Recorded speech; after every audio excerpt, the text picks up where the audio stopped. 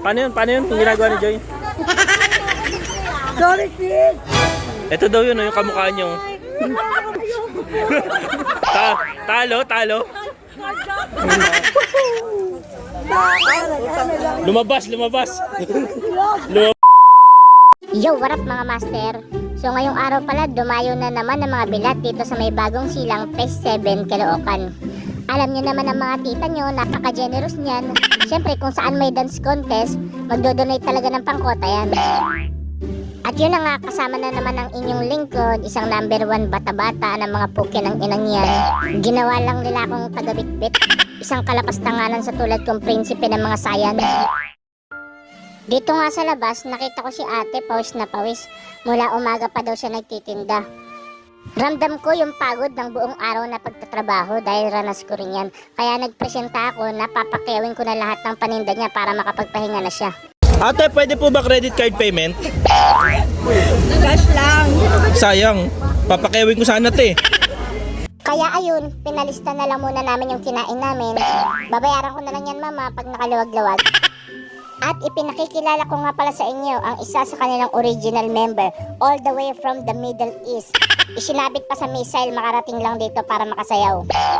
Kala ko nga hinugot lang nila sa mga nagsusumba kaninang umaga. Please welcome Marie Bilog, Marie Dikya, Marie Bansot. Okay nang ina kasi ng mga tropa mo, tinatanong na maayos Basta ang importante, solid legends yan. Napakalakas yan kumain, ay napakalakas sumayaw niyan. At yun na nga, syempre, magdadasal na muna ang Demonyo Devils kasi next na silang sasayaw. At ayun, warm up na rin ang mga tarantado. Kunyari, nagpapakondisyon, di naman nag-rehearse. Once a week lang mag-practice, 1 oras pa.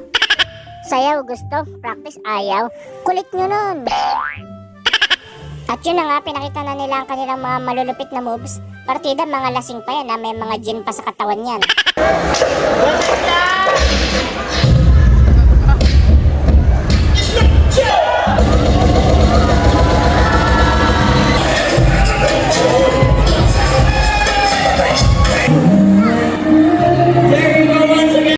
At yun, sa wakas, natapos na rin ang kanilang sayaw.